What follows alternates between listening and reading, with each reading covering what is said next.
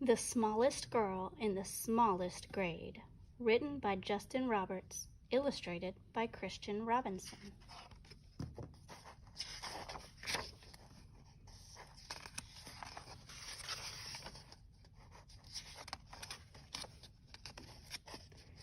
Hardly anyone noticed young Sally McCabe.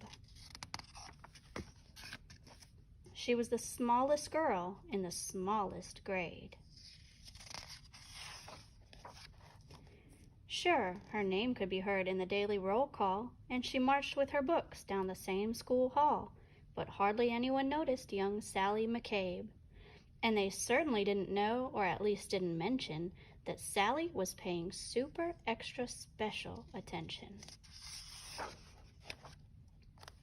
To the abandoned kite with the tangled string, to the 27 keys on the janitor's ring, to the leaves as they turned green to gold in the fall, to the time Tommy Torino was tripped in the hall.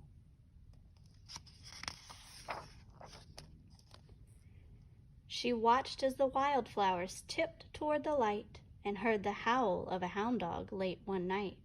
She was there when the stray cats who normally fought conducted a meeting in the church parking lot.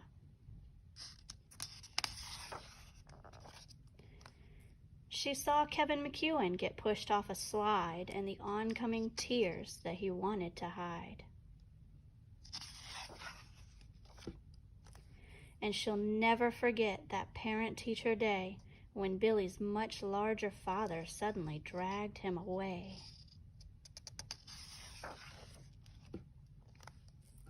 But through all the mean words and all the cold stares, no one even noticed that Sally was there.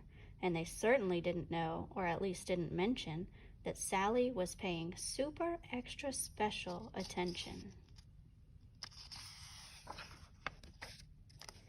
She'd seen how a whisper could make someone cower like a bulldozer crushing through fields of wildflowers.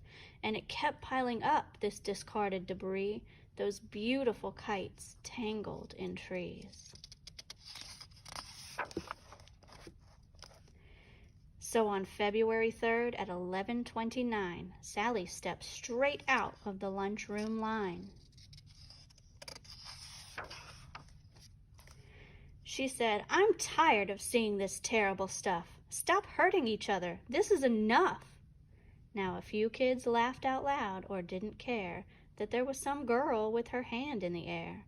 But then something super extra special happened that day, as Howard O. Henry suddenly set down his tray. Like waves rolling in, one after another, first Molly rose up, then Michael's twin brother. It was Tyrone and Terrence, then Amanda and Paul, who pushed out their chairs and stretched their arms tall. From the friendly lunch lady with the dishes she carted, to that new third-grade teacher who had only recently started. Yes, everyone there, even Principal Claire, had joined little Sally with their fingers in the air.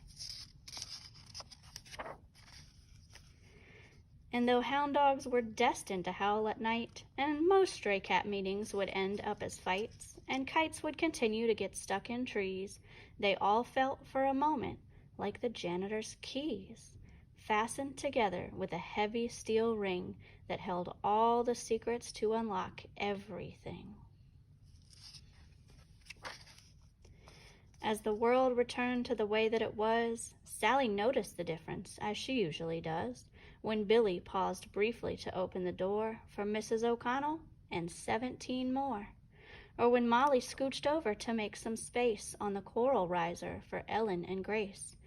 These moments that often get taken for granted, a wildflower appearing that no one had planted. The swings soon resumed their rhythm and sway, and day turned to night, and night turned to day. People remembered and would quite often mention that Sally had been paying super extra special attention, and how the world could transform and a change could be made by the smallest girl in the smallest grade. The end.